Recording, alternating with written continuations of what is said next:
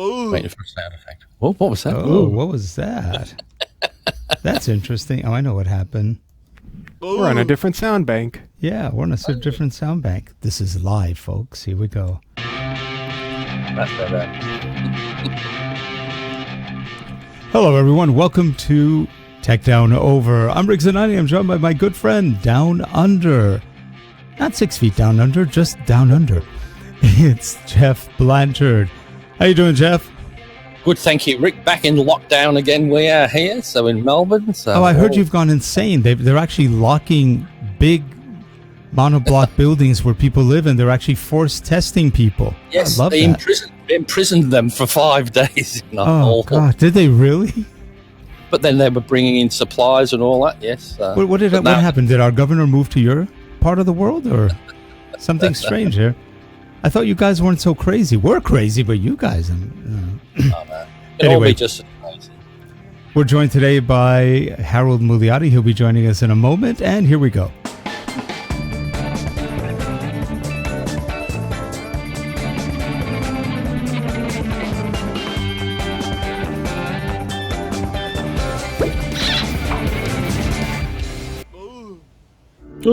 This show is sponsored by Relate Corporation. Digital learning development, media development, corporate video, management consulting, and more. Visit us at www.relate.com. Thanks. And here we go. Well, excuse me. Harold. I tell you, this audience is just sick. Thank you. Well, Jeff, you know what they say. He who smelt it, felt it. Yes. Anyways. That's Harold in the middle. Yes. Is it? Yes, is it? Are you sure? Anyway, so lots of stuff happened this week from Canon. They've got some interesting announcements. They have announced the R5, the EOS R5, and the R6. The R5 will be out within about 2.5 weeks, end of July. And the R6 will be out at the end of August. So the R5 specs 45 megapixels. It's a big camera. It looks larger. Do you have a picture showing the two of them by any chance? I didn't find one. Okay, where so this is the side R5, by right? side, but yeah. Now, the R5 is bigger than the R. A little bit bigger. Not a lot bigger, but it's probably more like maybe the 5D Mark IV, probably size-wise. It has a nice look to it. It uses the same batteries. Well, it's compatible with the same old LP6 batteries, but now I think there's a new LP6N, I think H. Is that what it's called? 6NH, which gives you about 15% more power, same size.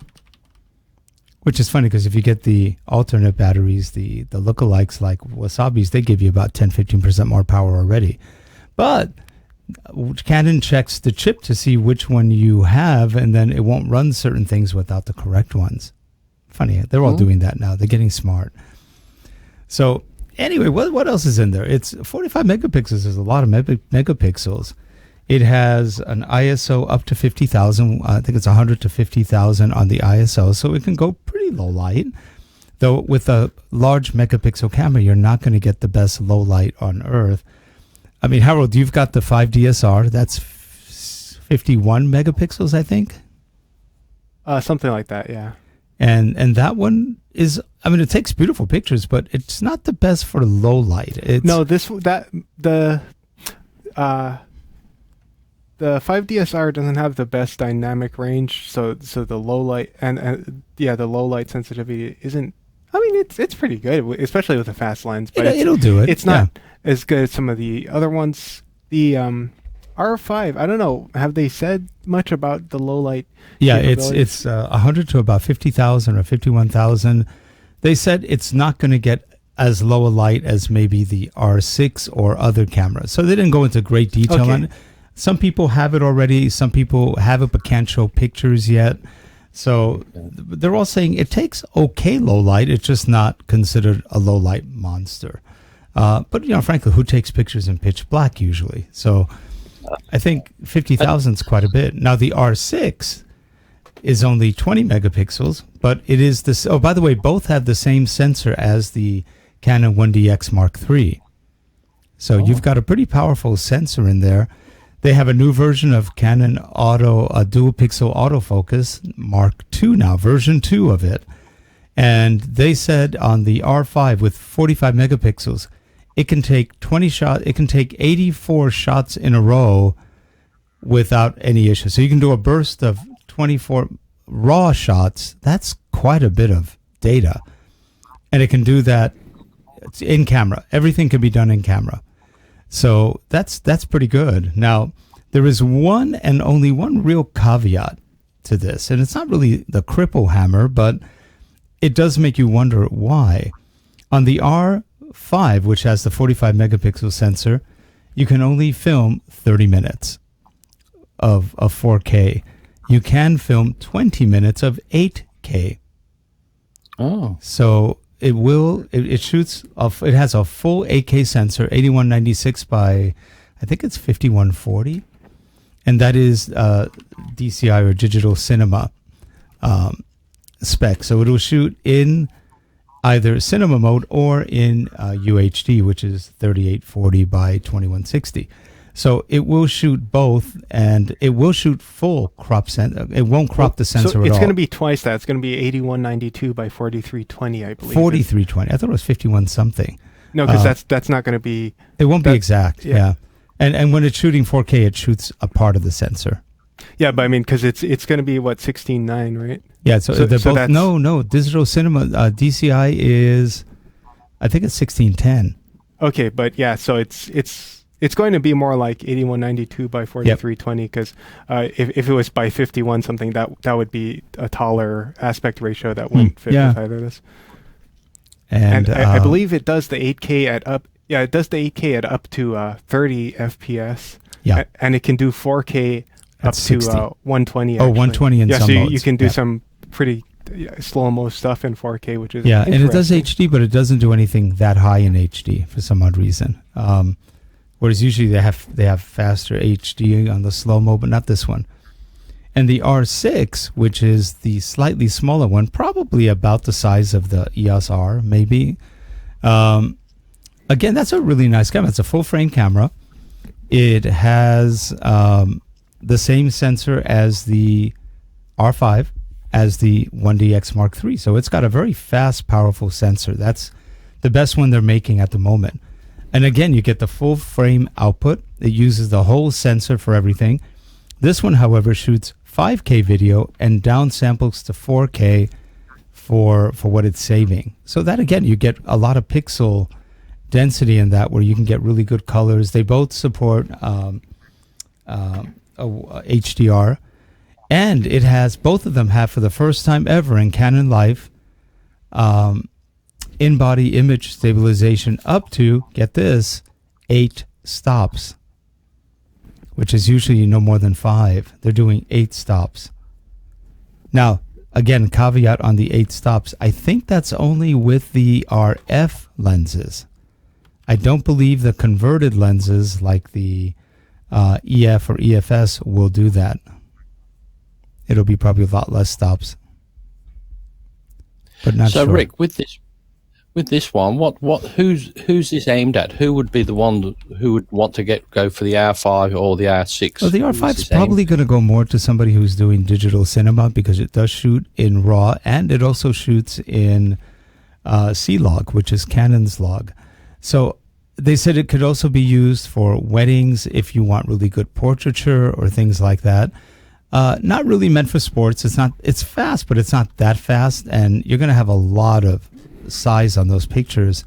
So the R6 they're saying is a better sports camera, better wedding. Anything fast action or faster is probably a little better on the R6 because with 20 megapixels, it's the same pixel size as the 1DX Mark III, and that has really nice pictures. So there won't be any problem with pictures, and the video with that size sensor will be really clean. That's what everybody's saying. For the ones who've taken video but couldn't really show it, they said it's going to be really, really clean.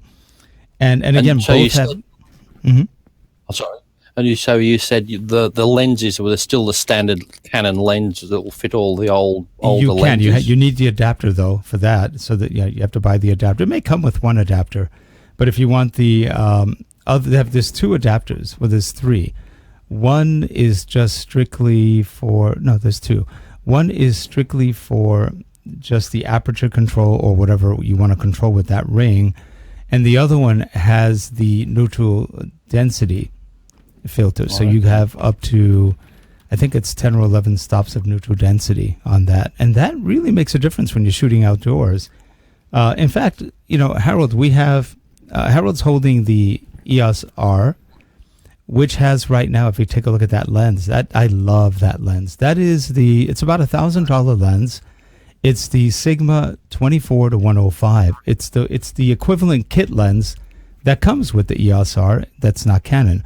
The Sigma is a really nice lens. It's pretty quiet. It focuses pretty quickly, and it is just solidly built. Has a really, I don't think it's 67 millimeters. I think it's bigger on the front thread. I may be wrong.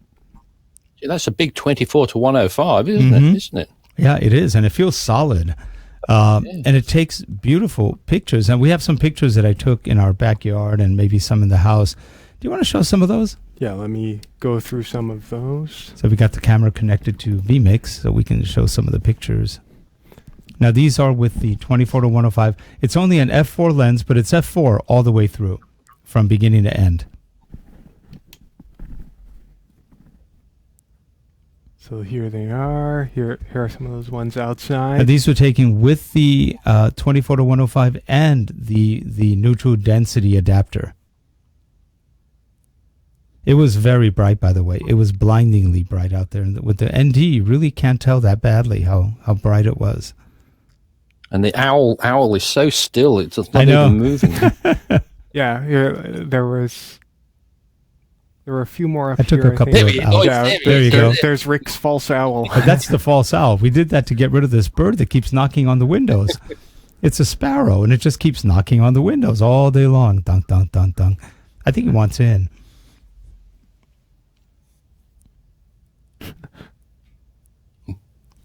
So everything here is shot handheld.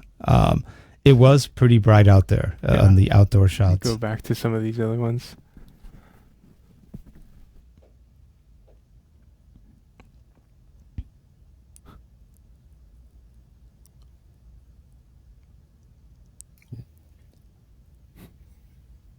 And I believe that's an IS. I think that's an IS lens. So it's image stabilized. So even though the R doesn't have image stabilization, it will work well with stabilized lenses. Yeah. That was just a preview of the video in the studio then. That's just it's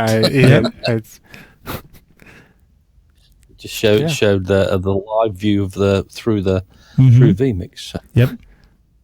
Yeah, I was a few minutes ago I was a bit silent there. I was actually trying to figure out just how much 8 stops of image stabilization would be, because that sounds like a lot. And if I'm calculating it correctly, that means that essentially what they're saying is that handheld, you'll be about as stable taking a photo at 1/30th of a second as you would without image stabilization taking something at 1/8000th of a second, which is quite a bit. Well, they were saying that you could be at about 1/5, 1/10 of a second, and hold it for 2 seconds when you click it, and it won't move. It'll be that stable. Huh. So that's I don't know what that equates to, but that's what I was watching. It sounds almost implausible to me, but I guess I would just have to see. It depends how steady your hands are too, I guess. That too. But again, I think you only get 8 stops if you have also an image stabilized lens. Yeah. So the combination of the two will get you the 8 stops. Yeah, it probably depends. It has to have pretty good stabilization. I think the biggest loser in this is going to be Panasonic. I've heard several podcasters already saying, I'm going to sell my Panasonic S1, the high-end Panasonic, which I thought was doomed to fail the minute they went with the Leica alliance. That just, it was death. Death was at its door frame. I don't know.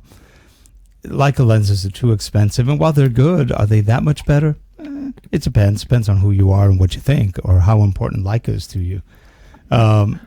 I just didn't think that was a good alliance. And I suppose what I would be waiting to see is whether the R5 and the R6 are going to have heat issues when it comes to video. Because when you're saying the thing about them limiting the recording length, I'm thinking that because a lot of the hybrid cameras before are limited to 30 minutes because of that European Union law, but that expired. That's not a thing anymore. So if they do that. Yeah, like you said, they're doing that because they said they don't need to do that anymore, so they It's must the be heat. doing it for another reason. It's So the heat. They even said it's prone to overheating at 8K. Because that was one thing that was kind of smart they did with the S1 was they put a fan in it, so it cools itself down a bit better. But I don't think sales on the S1 have been that high. Yeah, it's expensive. You've got to buy very expensive lenses, and I don't know. And they still have some focus issues. It's still not phase detect. So these R5s and the R6, what sort of the price range are they going for? The R5, the 45 megapixel, is running at $3,900. It's something like $3,899, which is a pretty darn good price for Canon. Because if you look at the 5D Mark IV, I think that was $4,200 or $4,300 when it came out. The 5D SR was, I think, $4,500, $4,600 when it came out. So they were a lot more expensive, and the 1DX Mark III is about $6,000. So for what you're getting, it's a pretty darn good price for a mirrorless camera. It's not bad at all, and I think it's still cheaper than the. Is it cheaper? I think it's cheaper than the S1 from Panasonic, but it's in a category all by itself. The S1, Panasonic doesn't have the reputation Canon has in the photo world at the high end. They're not even close. So as a result, there's going to be a lot of Canon people who've been waiting for a mirrorless that had these kind of features, which will probably jump on it. And even the videographers. A half hour is still a lot to shoot, unless you're shooting an event where you don't want to have even a second pause, because you can shoot for a half hour, stop for 10 seconds, and start again. Yeah, there's very rare, unless it's just have 5 cameras just filming totally, and then you get if you need that, if you got that, you can get a video camera cheap enough that will do that for you. But I tell you what, I'm not going to be jumping at that too soon. With the Australian conversion, on $5,800, then $39.99. Yeah, it's pretty expensive, and then you have to get the grip, which is they have 2 grips for the R5. They have one that has a network connector, that has an RJ45 network connector, so you can transmit back to whatever you're doing very quickly. And I think that's like a $500 or $600 grip, whereas the normal grip is about $345, $350. It's still not cheap for a grip.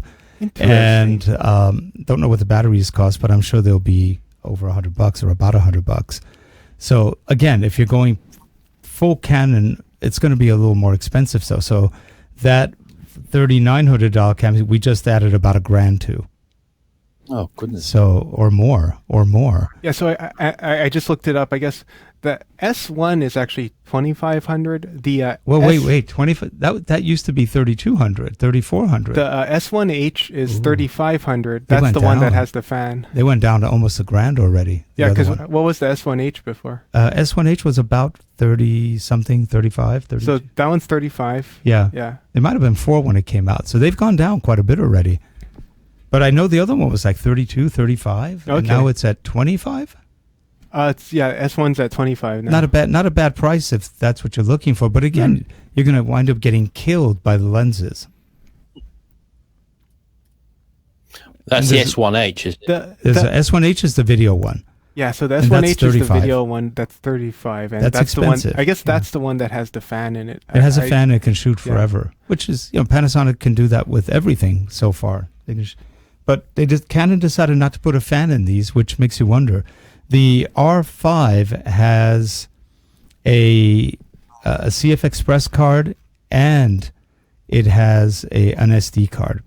So which I don't like. I don't like having 2 different kinds of cards. But they do that so you can shoot RAW with it, because otherwise the SD can't keep up. Oh, by the way, the data rate is 2,000 bits per second. That's a lot, considering even Panasonic, which has 400. 2,000 megabits or megabits per second. Okay. Yeah. Whereas the the Panasonic has, I think, 400 megabits per second. The Canon, the high end, only has about 100 in 4K. So that would Canon, be... Sony doesn't have a high transfer rate. So that would be 250 megabytes per second. Per second. So... It's fast. Let me see. And they're saying the focus on it can shoot those 85 bursts. Oh, if you're shooting on the R6, the smaller one, in JPEG form, you can do, I think it was 2,000 images before it kind of fills up the buffer. 2,000. So, of course, that's a 20 megapixel camera, but still, that's a lot of images. So I guess if you were going to shoot an hour-long video at 2,000 megabits per second, that would be 1.5 terabytes. Yeah, and you would need a CF card for that, an expensive one to do that. Yeah. Because it won't fit on an SD card. Well, they have terabyte SD cards, but... Do they make terabyte CF They Expresses? do, I think. CF Express, I think they do. Okay. The RJ45 thing, that's a little bit interesting. That's something that they've been doing on their cinema cameras, but they haven't really done on any of their other cameras yet. So that, again, they're trying to get that connectivity into other things besides just, and they have full wireless. Oh, the other thing we didn't do yet was, I guess we could compare what the controls look like on the back compared to the R here. Let's see. So, like, this is the R5's controls in the back, and here I'll... Yeah, it's more standard Canon, they said, on the back. That's right. Yeah, that looks like a traditional... And the R5 has a mode dial versus the mode switch where you have to kind of figure out what mode you're in and go through the menu items. And you can see, so this is the EOS R's control in the back there. It's a little similar, obviously the EOS R has the multifunction bar, which no one really likes that much. They got rid of that. I don't think that'll ever come back. Most of the other buttons are the same, except you can see the R5 has they added back the rate button. Oh, they also have the wheel. Now that's a real wheel. Oh, that's true. Yeah, because R5 and R6 have now the wheel, which is nice because that's going to be your aperture control and other things. As you can see here, the EOS R just has a directional pad of where the wheel is. Yeah, that's true. And there's no joystick on the EOS R, though you can move your finger while you're looking at the viewfinder or something else, and that'll act as a joystick. A little clumsy, though. Yeah, but because as you can see here, there's the joystick there on the R5. It's in the same place where the multifunction bar is on the R. So multifunction bar kind of replaced the joystick on the R, but not a very good replacement. It was a great, badly thought out idea that wasn't implemented well. It's a shame. Well, I don't know. I still feel like touch controls on cameras are a little... they're funky, and that was a bad one. I would have preferred a toggle switch where if you tap it on both sides, it does something rather than have to slide it. I just think that for photography and video, it's very important to have tactile feedback on controls because you're not looking at your controls, you're looking at the thing you're shooting. Well, you know what I think they were thinking? It's like a cell phone. Let's make it like that. Cell phones suck for shooting videos and doing camera work because you have no tactile feel. No, you know what that reminds me of? The camera we were talking about last week, that the Panasonic one. What was it? The G100, I think. Yeah, G100. Yeah, G100, where they're trying to make it, they're like, people like recording on cell phones, so let's make our camera like a cell phone. So everybody will hate you. Yeah. Yeah, it just wasn't really smart. But they look like they're going to be really good cameras. Canon build quality, magnesium alloy bodies. It's going to be a damn good camera or group of cameras. And I'm waiting for somebody Harold, to bring out a camera that's that you would just insert a cell phone in the back, so it does all the work. That's not a bad idea. That reminds me of the all on that. So just have this shell. That could be a good idea, actually. That reminds me of the Google Cardboard VR, where you just slot your phone into it. Yeah, that's right. Yeah, that's what I'm like the camera version of that. Have that I could totally see that, but I could see somebody buying something. I could see me buying something like that. Here's my camera, put the phone in, and now you have tactile feel. Yeah, like if it plugged in through USB and actually did the controls through buttons. That'd be kind of cool. That could be actually useful, but then it's another thing you have to put in your pocket. The thing is, phones change that quickly. Yes, it would work. Next week the phones change, so you wouldn't be able to do it. So. I know. Yeah. And if it's Apple, forget it. They'll screw you in a second because they change everything. Yeah. We have a lightning connector, then we have this, then we have that, and And invariably, people get ticked off having to buy connectors all the time on purpose. Yeah. I mean, when it comes to Apple, even if they tick people off, people always buy their new stuff. I know, no matter what, they hate it, but they'll buy it because they have to. They obey.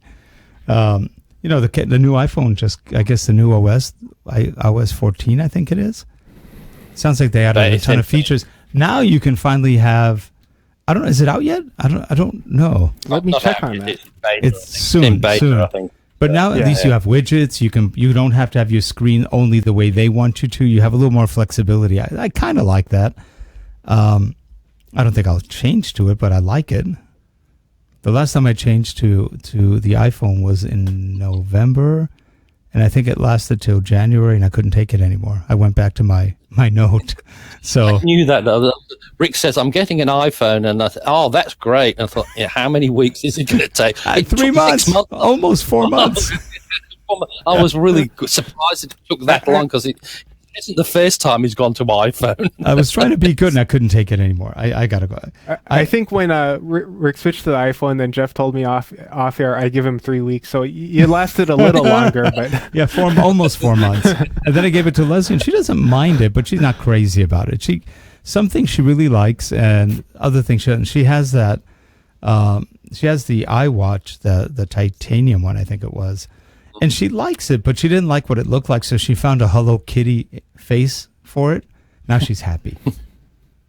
but it's like everything else, though. It's if you've got something that fixes all the things that you want to do, you'll buy it. And things like the same thing with the cameras as well. Yeah. Some of the cameras might give you better things, or not as good, but they appeal to some people better than other things. Like that's why phones are doing great for photography. I'm torn. When I hold the Canon, I really love it. When I hold the Panasonic, like the GH5 or the G9, I really love it. So it's like I like both of them a lot. They feel really good. Of course, Panasonic feels like Canon. The controls are almost in the same positions. It's very easy to learn them. So I like the fact that Panasonic kind of copied the Canon ergonomics. I think it's really good. But I don't know. Which one do I like better? I like the shots when they come out really well on Canon, but I find it easier to shoot with the Panasonic. It's just, it's more forgiving maybe. I don't know. Or it's so fast that you just don't have to worry about it as much. The sensor is smaller, so things happen real quickly, and you don't have as much to write. It doesn't shake as much, if you will. Whereas with the Canon, you got to be a little more careful. And I tend to be impatient, so I have to be more patient. Now, Harold, you're patient when you shoot, right? Somewhat more patient. I feel like take the I still feel like the thing with the EOS R is the multifunction bar is kind of it's a bit of a wet blanket on the experience. I don't use it. Yeah, because the thing is, so you have two options with the multifunction bar. Either it's always on, and that makes it really susceptible to like accidentally changing the ISO by just brushing your finger against it, or you have to hold it for like a few seconds and then you can do it. So one you're making mistakes, the other you're getting impatient because you have to hold down this. Yeah, and you can set it to many things. It doesn't have to be ISO, but there's no ISO. Well, there is an ISO button, but it's not dedicated. Then you have to get through it. Through a mini menu, so and it's kind of unless you change things in that mini menu, and I try not to, your ISO button changes, and that's sort of a pain. Or you get the adapter that has the ISO controller, which is, or it can control any function, but ISO is the one I usually set it to.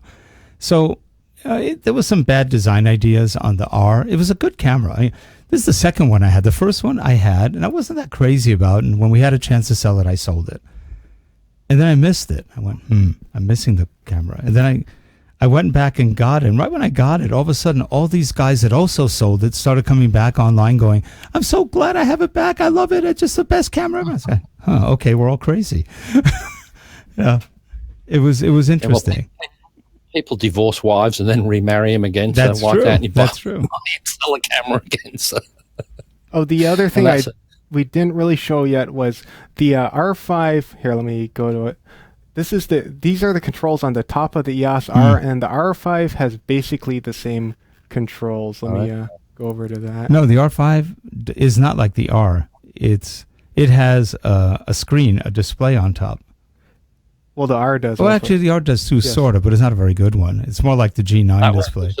That looks a bit better, that screen on that you're showing now. The newer one looks slightly better. Oh, I don't know. It's maybe just a still shot. So. The R6 actually on the top looks a little bit more like the R, I think. I actually don't have a picture of the R6 from the top. But yeah, I mean, you can see here, it's the same controls on the top here for the R5 and the R. They had to use the inventory up. The shape of the body is slightly different. I think the R5 is a little bit bigger or something. It's a little bigger. It's probably closer to your 5DSR in size, I bet you. Maybe. It doesn't look quite as thick to me, but that might, I don't know. I would have to feel it in my hand, I guess. And there's no grip on that, right? So you can't, it's hard to tell without the grip on that one. So the grip may be big. Well, I mean, just the top profile doesn't really affect it, but yeah, I'm not sure. Okay, the 5DSR had the same exact body as the 5D Mark III. Yeah, and for that matter, the Mark IV. They're very similar. Yeah. So anyway, there's a theory that the either one of those, really, let's say the R6 could be replacing the 7D Mark II. The 7D Mark II is the EFS. It's the whatchamacallit? It's not full frame. It's the other one. APS-C. APS-C. I'm sorry. Lack of sleep. It's not as fast. It's only 10 frames per second versus 12 on mechanical, and there's no electronic one on the APS-C. So it could be the replacement. It has everything that the other one did for speed and for shooting. So maybe, because they've never come out with 7D Mark III. It was rumored, but at what point? Why bother now? I don't think they're going that way anymore. Well, isn't it more a successor to the 6D Mark II though? Because I mean, that's why it's R6, right? Rather than yeah, but it's sort of weird. The 7D Mark II had more features than the 6D did in many cases. Oh, okay. So it's sort of weird the way Canon positioned that one. But I don't think they're going to come out with another non-mirrorless camera or DSLR to replace the 7D. It doesn't make any sense. Everybody's heading towards mirrorless for a lot of reasons. Yeah. So I have a feeling that line's going to go away. Canon may do it, but I doubt it. They did come out with the 1D Mark III, which is still a DSLR. That was interesting. I didn't think they would, but they did. But again, that's appealing to a high-end professional photographer who doesn't want to change. No. So I think that's probably the way. Also, those high-end, they know what they're doing, unlike us, where we need to see the LCD display to see what is coming through the lens, whereas they know what they're so good at it, they know that it's going to take a good shot. So, or they take a lot of bad shots too and just delete them, because you can't really tell 100%. You have an idea, but it's not the best way. That's a problem with digital, though, that you can take so many that you get lazy. You just don't take as much care as you used to learn things, because you can I'll try this and do this and that. Yeah, in the old days when you had film, you had to even with the DSLRs, the people didn't take as many. But with film in the old days, you only got like 36 shots. So you had to watch it. You couldn't take more than that. So if you took 36 lousy shots, you just ran out of film. And with DSLRs, you can take as many as you want. It's great. And then delete 1,000 shots. Who cares? That kind of thing. And it wasn't just the 36 shots. It's just it was also the $30 to $40 it cost you to produce them. That too. Yeah, especially if you're a pro, you were going to pay more. But it's interesting. That also led to a new disease. And that's photo hoarding, where no matter how many lousy shots they take, they hoard them all. There are no bad shots. Nothing is deleted. And then you wonder, why do you need to have 450 gigabytes of shots when you only have 50 good shots? I don't know. But that is, I think, a disease of the modern days. Yeah. Because you can. Because you can. Because I can. Yep. I mean, honestly, storage has gotten a lot cheaper too. But then, as we're seeing now, pictures are getting bigger. So. Ooh. Yeah. Ooh. So anyway, we are at the end of our time. We actually went longer than I thought. We're almost 45 minutes. Right. We started about We started I early, think, so. yeah. So we can make a lot of something out of nothing. Isn't that incredible? But here we are. We hope you enjoyed the show. We will see you guys next week on eLearn Chat. Have a good one, everyone. No, we won't. On Tech Down Over. What show am I on? Thank you, Tech Down Over. So check out that lack of sleep does get you after. So check out eLearn Chat too if you're interested. But eLearn Chat's one of our other shows. So do check that out. It's knowledge. I can't believe I said eLearn Chat. Oh man, that was one of these kind of moments. Let's see. No, not that one. Ooh. That was a good moment. Yep. So anyway, let's see. This is this kind of moment. Oh, down the toilet. Down the toilet. Have a good one, everyone. We will see you next week. If you like the show or have any comments, leave them below, and eventually we'll get to them. Take care. Bye-bye. Bye, everyone. Bye.